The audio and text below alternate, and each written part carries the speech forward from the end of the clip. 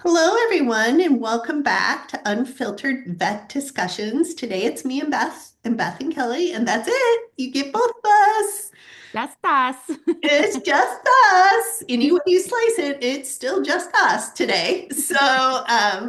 Everybody else on the panel is miranding around in their own lives, and they will be returning in future episodes. Of course, here's the little advertisement. Please follow us on social media. We're like everywhere: LinkedIn, TikTok, Facebook, Instagram. We're also on podcast channels. So if you're not already following us on your favorite one, like Spotify or Amazon or Google, please do, because then you get our new launches or new drops every Friday. And then you get to see all our fun TikTok videos and things like that. YouTube, we're on YouTube Shorts as well. So there we go. We have choices for everybody. Dog Lots of options. for lots of options. So today, which we usually do is we hop on whoever's available and we go, hey, what are we talking about today? What is on everybody's interest? And Beth goes, Kelly, I actually have a question that I think you're well suited for. I'm like, oh, okay. Well, what is that? Lay it on me. She goes, marketing. And I'm like, ooh, I might know a thing or two about Perhaps. marketing. Perhaps. Because we have been around the block a few times, own a marketing company, just a few minor things like that that might be helpful. But Beth, with you owning your own veterinary hospital, of course you're thinking about marketing because it is one aspect of running a business is how do you get your business noticed? This is kind of what I always talk about, and people forget because you're running a business, and if you have a family and you have so many other life things going on, and you weren't raised in marketing, what do you know about? Well, marketing is just not for new clients, and a lot of people equal marketing equals new clients, period. That's it. That's done. Mhm.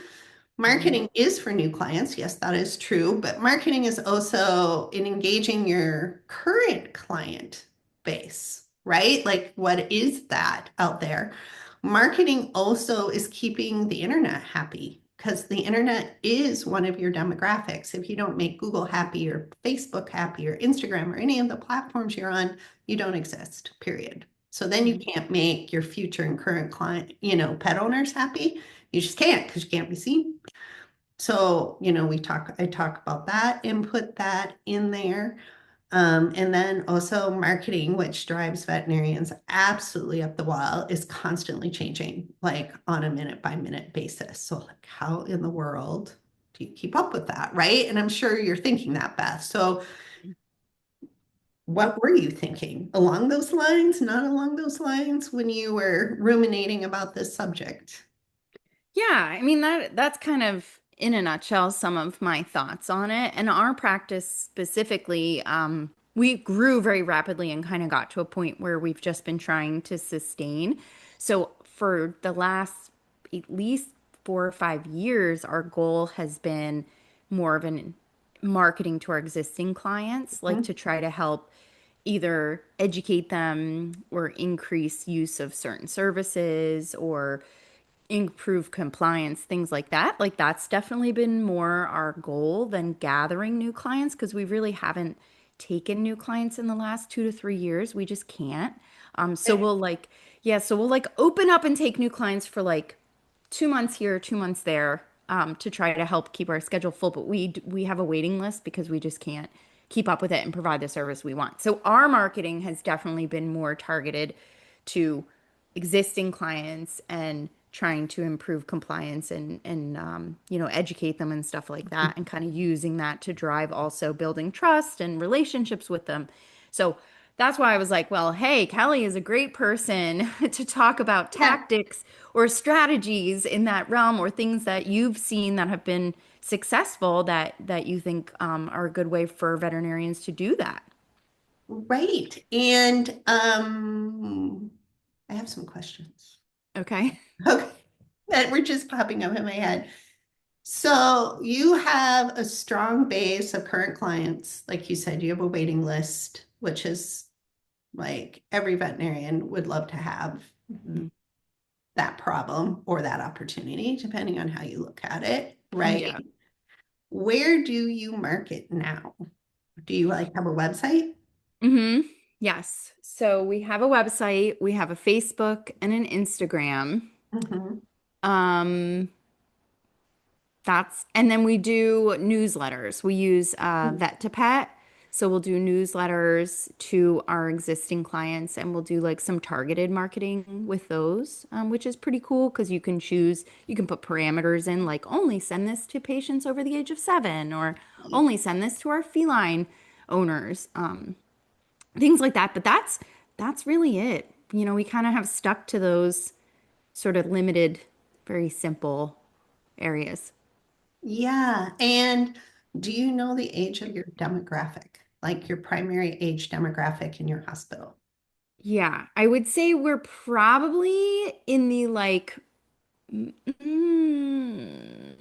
probably most of our clients are between 40 and 60. Okay. But then we have some outliers. We have like a younger population too. But if I had to say which is the most predominant, probably that age bracket. Right. And if you're ever curious, you could go look it up in your PIM system, right? Yeah. Like and gather that data there. Social media also tends to gather that data as well, or Google Analytics. So hmm why I'm asking you the age of your demographic, because that matters to where you are on social media. Because 40 to 60-year-olds use Facebook, right? hmm Everybody uses Instagram. If you're south of 30, you better be looking at TikTok because that's where people search first. They don't go to Google, they go to TikTok. And so knowing your demographic is very key. So whether you planned it or not, you nailed it with social media, with having the right social media platforms for your age of demographic. Now, as your population ages out, you know, a thing that you need to consider as you move on down the road in your professional career or the age of the business, if your pet owners are aging out and you need to bring in younger people, then you need to consider the social media platforms that you're on to reach that demographic. Because if you just try to do Facebook, that's their parents' social media. hmm And they may be on there just to appease the older generation that they exist and that they can see a few glimpses of their life, but it's not where they quote unquote live. Does that make sense? And you Yes. may not care about that, but that is these are questions we ask when we're doing marketing is like, what is your long-term business goals? Who is the age you want to reach? Who are the people who are writing the checks? If you're in a college town, then of course you have a different demographic than if you have older people, because marketing isn't one size fits all. And I think a Right. lot of people make that mistake. And they also think, well, I have a Facebook and I have an Instagram. Okay, that's great. And I have a website. So check, check, check, I'm done. And then they turn their back and they walk away. And they hmm forget that things are moving like the speed of lightning. Even while we're speaking right here, they're changing. And it has to be stayed up on it. So right now, for your demographic, you're doing a really good job. So the next question is, how often do you post on social media? Yeah. So we usually have one post a day, sometimes two, depending on the day. Okay. You're an outliner for veterinary hospitals where we will go on and see one post a month, one post a year, because nobody really likes to do it. So you're doing Right. a really good job. And also, I know you bring in personal posts, like, you know, Mhm. like you're not afraid to be in front of the camera, where a lot of veterinary hospitals are like, ooh, yeah, that's not going to work for me today. And I'm like, well, then it's not going to work for you because that's how the world is these days, Right. you know? Um, it's just fascinating watching my daughter, and she goes way too fast for me. Like she just flies through stuff on her phone because she can assimilate the information so quickly. I'm like, can you just please slow down? She goes, why? And I'm like, because I cannot assimilate it as fast as you. So you just need to hold on a second, right? And so it's kind of knowing that generation and the demographics. So you're doing good. Okay, next question. Do you like in my area in the Midwest, Nextdoor is very strong. Are you on Nextdoor or have you looked at Nextdoor? Ooh, that's a good one. We are not on Nextdoor. Okay. And while I'm asking is no agency can really help you with Nextdoor. You can post ads on there, but it really is a local environment. And on my Nextdoor, I watch all the time because I'm curious.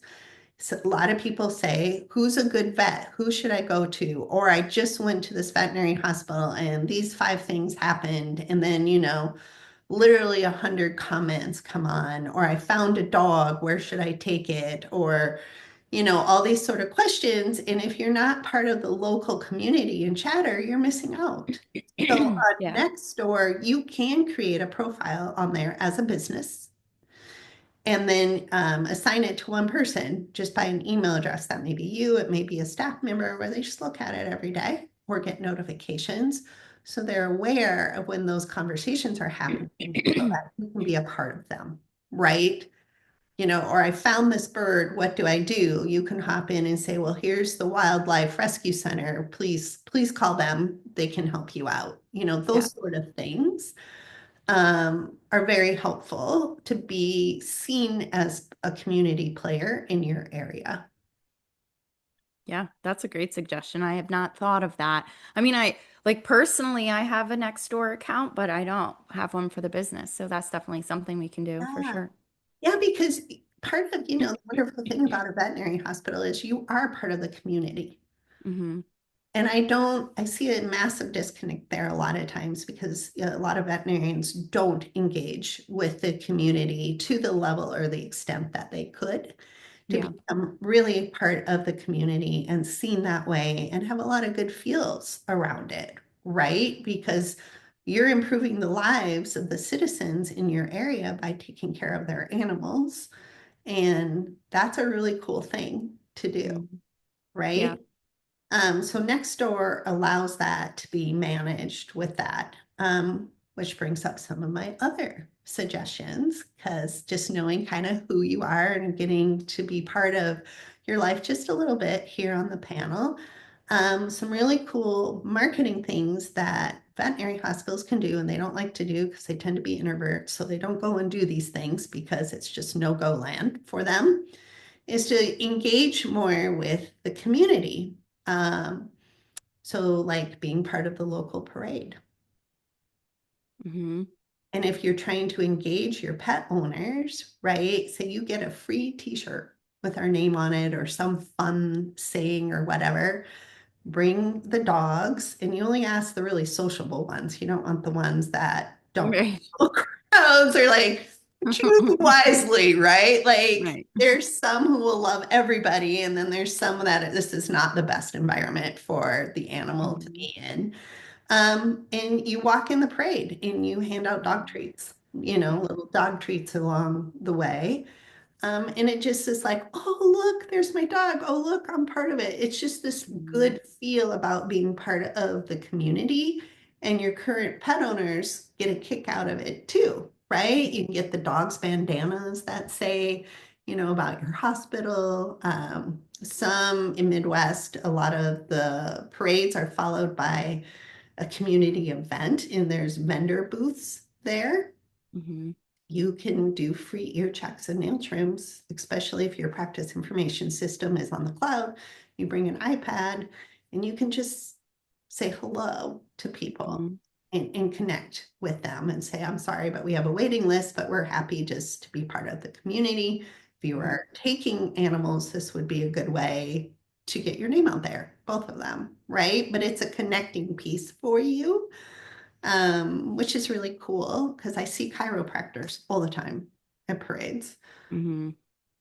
I have seen a vet once, and I was part of the parade, but I was trying to run over there to go, oh my God, it was so great. They took a truck and took cardboard and made a nose with all around the Oh, that's so corner cute.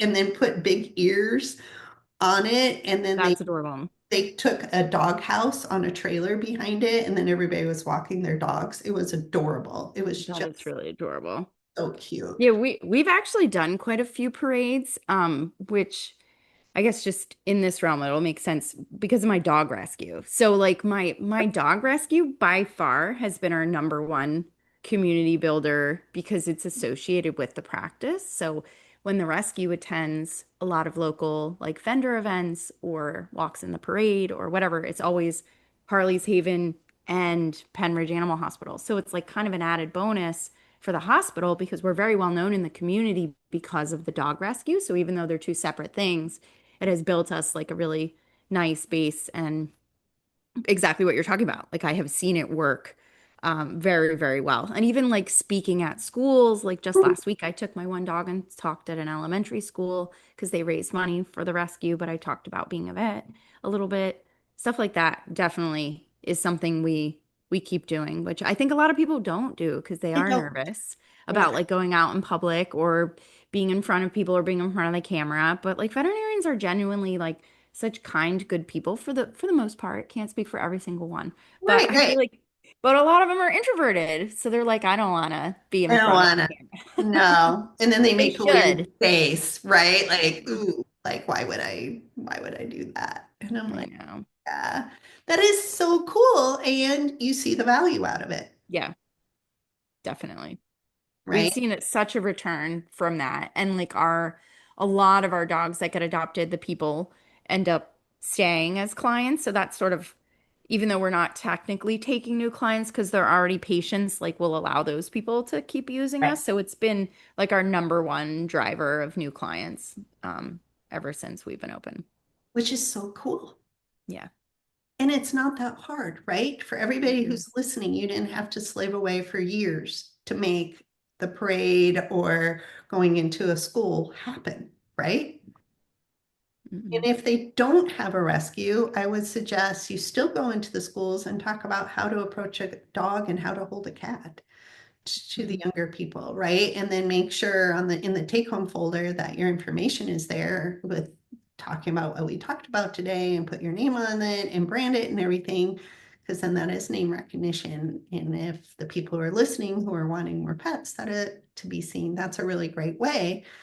And I can tell the kids when I'm on my dog walks all the time who have had this information Mhm. and you haven't because they get asked, can I come up and pet your dog? Absolutely not. No. He he is not social in that way. You can pet him with your eyes versus the other kids who are just flying at you and you're thinking this is going to end poorly. You know, so we want less of the end poorly moments Yes, and more of the, can I pet definitely. your pet? And I'm like, oh, no, not today or ever, actually. So those are some offline marketing things. Online marketing things, and this is kind of the tricky part, is staying up with what Google is doing lately. And Google's doing a lot lately. Alexa, stop timer. Sorry. Google's doing a lot lately. Google's working a lot with AI, but the problem with Google is Google's competing with Google. So it'll tell you to use AI or some things in some of its marketing, but then it penalizes you if you use AI for other parts of your marketing. And you're just like, can you sort this out internally by yourself and then make it better for all of us? And it's just there's competing departments. Google is so big and they're just not talking to each other internally. So you kind of have to navigate that. And the other thing that I notice with veterinarians a lot, not necessarily in your case, because you're not acquiring or looking to add more patients to your roster, is ads. So Google ads are a thing and you can't set and forget ads anymore. There's like over 350 variations of ads and it's in different places. And the other thing is Google does look at our psychological behavior all day long. So it tracks how we use the phone. I've had Google up on the back screen, just hanging out on a page while I've been speaking, and you can go in and see Google manipulating things and also like mouses and things moving around. It's kind of freaky. But Yeah, when you do a Google search, you're not there for a hot second, right? You're not hanging out all day and reading a book on that Google screen. So you don't see those type of movements. But Google Ads, like if you look at your smartphone, Google has 4 ads at the top. And why 4? It's because those 4 will perfectly fit your Google screen. before you scroll. And so you have a much higher likelihood of clicking an ad versus scrolling to a non-ad because a lot of people don't care anymore if it gives them the result that they want and they Mm-hmm. click it. So if you're trying to be found, if you're trying to be seen, if you're not on the front page, if you're not being picked up by AI, there's a lot of ifs, then you have to consider ads because Google is a gazillion billion dollar company and that's how they make money. And they don't charge us as individual users to use Google, they charge businesses. And that's how they make a lot of money, besides selling your data. But that's a whole nother kind of uncomfortable conversation for most people. Do you find when people do Google ads, like in those scenarios, can they see like a good return on investment? They can. Yeah, if they're done right. There Yeah. is some cheating that, so some marketing companies just try to take your dollars and run, unfortunately. So they'll set the ad for like across the United States so that you get a lot of clicks. And they're like, well, we're getting you a lot of clicks to the ads, but those clicks will never translate. Yeah, it's not going to be a client, It's actually. not going to be a client, Right. right? So I always suggest to people, please review the ad of whoever makes it. Just get a screenshot of it and ask them where it's Mhm. being displayed. That just keeps everybody on the up and up, and it makes sure that it's actually for your geographical region. Right. Um, right. Also, unfortunately, we have seen in the past adult entertainment names attached to ads, Mm. which is not exactly the tone you want for your business because that's not the business you're in. Unless you have a dual model, Right? which is unlikely in the It's veterinary probably world, but not very unlikely, impossible. right?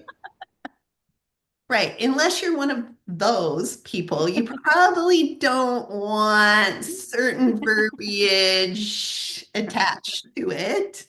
But boy, it gets the clicks in, is what we've seen. Because they're like, wow, we just keep getting all these clicks when new people come to us. And like, oh, and that kind of raises the red flag for one of those two issues because then they say, but we're not getting conversions. And we're like, Right. that many clicks, you should be seeing your phone ringing, right? Or Yeah. people coming through the door. Um, so kind of always see the ad is kind of my general recommendation on that. Keeps everything exactly copacetic and where you want it. And there's no surprises over your morning coffee. And that's not the Yeah. what? So ads work. Ads are about the only way you can be seen on Facebook and Instagram unless you're an active poster like yourself. But if you're not an active poster, then you drop out of the algorithm Yeah. and you kind of have to go be seen in that group, in that area. So and ads on social media are really actually pretty cheap, $50 to $100 a month. Hmm. Google ads are 300 to 1,500, depending on the geographical area and how much competition there is. So Yeah. Google is more expensive than social media. Yeah. And If then, you had to pick like a favorite platform, like what, out of, if you had to pick only one thing that you think is most successful, you probably can't answer this because I feel like it depends on what people are looking for. But if you had to pick one thing that you're like, this is my favorite way to market or advertise, or my favorite website or service or whatnot to use, do you have one? well, it depends on your goal, because people mix that up too. If you're looking for a more engagement, social conversation, then that's social media. And then I'm going to say it's going to depend on the demographic and age, right? Like there's Mhm. not, like it really has pegged itself to that sort of thing. And Google, which is, this is kind of going away, but one of our favorite things on Google ads is click to call. Mm, You click the ad and it rings your phone. So if I click an ad on your web on Google, it rings your phone. We can actually track the phone numbers that way, and then we give them to our clients and say, run it through your practice management information system and see where the hits are. And then you yeah. can see actually how many conversions there are Hmm. from that ad to new clients. It's pretty cool, Yeah, uh, that is cool. but it's kind of disappearing per Google. So while it's here, it's great to use. The other thing I would say to answer sort of your question in a rough way that you're saying is the Google used to be Google My Business, and then it was get Google Business Profile, and um, now I'm spacing the name, but it's your mini website on Google. And Google's all about Google. Google doesn't care about you. Mhm. And most people kind of are a little shocky at that, but Google really doesn't care about you. And even with AI, it's sucking people away from websites. It's sucking people onto Google. And AI is not perfect and AI is wrong a lot of times. But the Google business profile on your is like a miniature website. So that's your phone number. You can sometimes book appointments depending on the Mhm. service that you're offering, description about you. You can put social posts up there. Mhm. And Google is assuming that if people find the information they want there, they're excited that Google provided it, but the pet owner may never see another single aspect of your business online. Yeah, They found the answer there if it's done right. right. Hmm. That's cool. I don't think we have that set up. I'll have to look at it. Or at least I don't Right? know what's on there. It might just be very simple. I don't know if I've And ever. you may need to claim it. Google may have done just a rough and said, and then it'll say, are you the business? But you go to google.com/business. Yeah. I think I have it, but I don't think I've ever like updated it with putting like little mini ways to engage with us and stuff in it. So I'll have to look at that again. Yeah, you will. And because now they have things like female owned as a Mm, identifier on there. yeah. Um, it has been massively updated over the years because it's focusing on local businesses. It's really kind of a more local platform. I mean, you can use it nationally, but it benefits a lot, especially because if you Google vet near me, for example, and things like that. Yeah. But go check it out, and it changes a lot all the time. Like Yeah. features added, features changed. But if you post, and there's social-ish posts stay up for a week. So if you post something on Facebook and Instagram, you can go post that exact same post on Nextdoor and that exact same post on that profile on Google. Hmm. Yeah, that makes it easier. Because I Yeah, feel like that's some people's hurdle, right? Like why a lot of vet practices are not that active on social media is like taking the time to actually do it, but then also plan out the content of like, what am I gonna post? What am I talking about? What am I doing? And trying to make it, unique or branded to your practice instead of just using like canned stuff or, what have you, because then I feel like that's not that effective, which that's like a whole nother conversation of it like is. exactly what to post. So we don't have to get into that. That No, could be another day. Maybe if there's another Beth Kelly only day, we could talk about what is great content because I right. have a lot of thoughts about that too. Okay, good. We'll put that as a book note for a future conversation. But that would be something to make sure that you check on Google probably once a month. It's just if to sign in there and just go. That's where a lot of your reviews are shown to Yeah, for the practice. So it's good. And also responding to the reviews, good or otherwise, yeah, not just thanks. Like each one should be unique, the yeah. responses on there. It just shows your style and your flavor.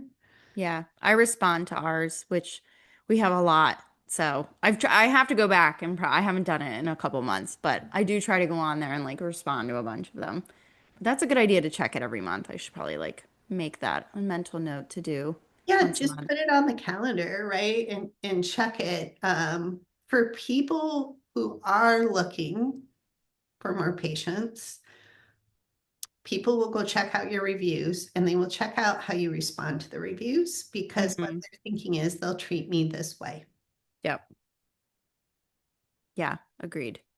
Even if you have a hard review, one that just stabs you in the heart, we're all human. It's actually more important than how you respond to that review than just leaving it there. Because again, people can go, wow,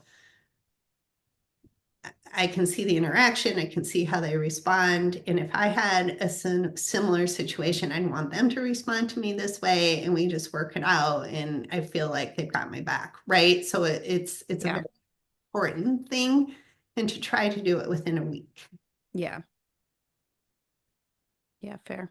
if you're looking for more to build your client base. Yeah. Which that's something we've kind of always done. I've even the negative reviews. Thankfully, we only have a handful, and most of them have been like misunderstandings, but Mhm. I've responded to every one of them because I just felt like it's like the right thing to do It is. in a nice way. Like it's not a good thing to do if you're going to go on there and like blast someone back, which I've seen people do, which I also think is a bold choice and probably not the right choice because then it makes you look like you might, like you said, like you might not be kind to the other clients if there was some kind of misunderstanding. So I've always felt like kindness is the way to go, but also I think you can kindly defend yourself or provide more information for a situation or at least clarify without really getting into it. It's like a fine line to walk, but I do think it is good to respond It to. is good, and your voice is heard because if you Yeah, leave it and not respond, the person who left the review wins because we always think the worst as society, right. unfortunately, most of us. Um, but they didn't, so they'll believe what is being told, and versus if you come in with your statement, right? And you only respond once. You don't, then if they come back and respond, you don't respond again, right? Yeah. Because we've seen flame wars erupt on Mm. reviews, and one business went so far down the line they had to close. And we're like, yeah, no, stop, just stop. And it just that train left the station like with rockets on its tail, and it was done and over before you could blink. And Yeah. so it's tempting as it is with that, don't do it. Yeah. Yeah. Agreed. Go for a run, have an adult beverage, something, but don't put your hands on your keyboard for that. Yeah. That's a bad thing to do. And then the other thing, marketing wise, I would say she's got to keep spinning that plate, and that's hard.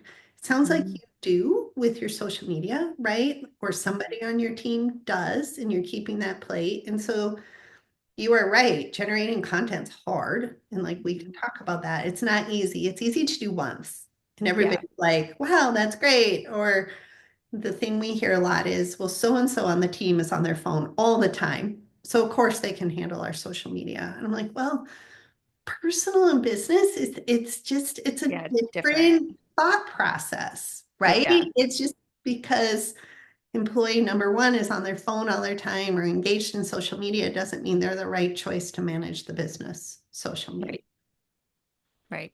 And we're lucky that we have, I have someone in this role. She does a lot of our marketing and our social media, and she manages it and has a calendar. And then her and I meet every month and we go over what the monthly theme is, what some of the goals are, what's, some of the hospital goals for the year. We work those into what our marketing is to do like targeted marketing. So I'm very fortunate that I have someone very strong in that realm and she'll gather footage of the team and then her and I will make videos together too. Which I enjoy doing, which I'm an outlier in the veterinary space of like I don't mind being on videos. I like to make them like a little bit weird, but I think that's our brand is that we're like a little bit odd with our humor, but our clients really like it. So it works out very well for us. But she's instrumental. So that's definitely one thing I would say as a takeaway. If you don't have someone who is into it that is helping you with your marketing, whether it be social media, just marketing in general, or all of it, like that is worth exploring because I feel like that makes it so much easier to have it be successful. If you have someone at the helm that's like interested in it, but then can also take some courses, get some education because there is a skill to it. Like you can't just throw up a post of a cute puppy and expect it to actually have any kind of return. Great. And we love it on our end when we have somebody like your employee on your side to work with, because then we can really make it soar because we're getting the personal content, we're getting what your goals are on the ground, and then we can just boost it even further, right, into the skill areas that your person doesn't have. And then I'm also going to say hats off to you because a lot of practices, there's a disconnect between the implementer, so this person doing the marketing, and the owner, because a lot of them are just like, oh, yeah, they've got that. And then they walk away. Hmm. But it's sort of like you can't walk. You should be looking at your P&L sheet as an owner. You should be looking at your finances as your owner. You just don't toss it at your accountant and say, I'll see you at the end of the year. Right. You'd be watching that theoretically. Marketing's the same way because you don't want them talking about your brand in a way you're not comfortable with, or Right. that's not on message, right? You're like, whoa, whoa, wait, that's just going a little sideways. Let's bring her back to where we Right. need to be. But that takes time and you're making the time. So hats off for you. You're like the ideal marketing client. So Oh, good. Well, hopefully some other people who are not doing it will listen and either reach out to you and your firm or somebody like you and do more marketing because I feel like, especially with where the economy is right now, like I think it's important to be doing marketing to help your clients see value in the services that you're offering to make sure that your business continues to be safe and successful because it is going into a little bit of a tougher time that I think it's something that we should all be doing. Really do. totally. And also, I would say, don't be afraid. Don't have fear, right? Like if you can reach pet owners and solve problems early, so and encourage pet owners to come in for health and wellness checks versus something blowing up down the road that costs more. Because, like you said, as tough times go on, people may choose not to come into the vet today. They may put that off, right? Whereas if you had seen them earlier, you may have staved something off at the pass, Right. right? But if you get fearful and you build fear into the marketing pattern, marketing, you need to stop that. You need to encourage and reach out to people and say, hey, wellness goes a long way. Let's do this, and embrace marketing. It's a great idea. So, and one last thing I would say for anybody interested in marketing, marketing's personal. It's very much about your business, and your marketing team should be working closely with you. If you're setting and forgetting your marketing and nobody's looking at it, don't expect a high rate of return because it's just degrades out there on the internet as Google and Facebook and social media has all changed. It needs to be babied and monitored. But also your marketing company, if you're working with a marketing company or somebody in house, it is personal, and you probably can talk about that, Beth, for just a hot second. But make sure you like the people. Like we're always like, you know, I sometimes tell people we're not a good fit for your business, and then they get kind of crabby, and I'm like, no, I'm serious. Like I know where the story ends. I've been doing this enough. What you want, what we provide is not a good fit. Here's a list of suggestions of where I could go. Or I could say, wow, you're the perfect fit for this. This is going to be very, very successful. But it's personal. It's like you're dating, Yeah. right?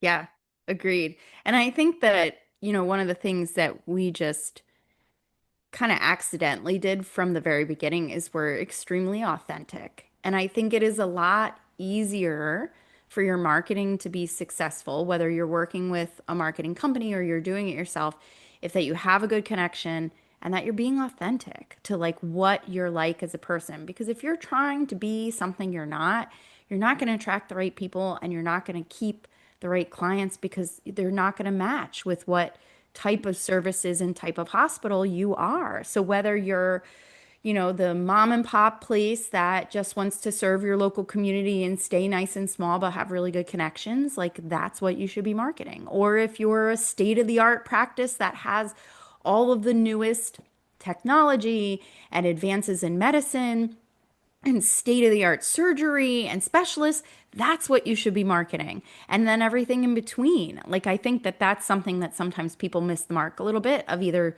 not working with the right company that they don't have a good rapport and they're not on the same page, or trying to portray that there's something that they're not. And I think you should just be authentic and own who you are and then play to your strengths in that area. And I think your marketing should reflect that for sure. And it will help then and it will be successful. It will. Yay. See, you said it perfectly and you rock. Yeah. So we will end today's podcast here. I'm going to say adieu. And until next time, come visit us at Unfiltered Vet Discussions.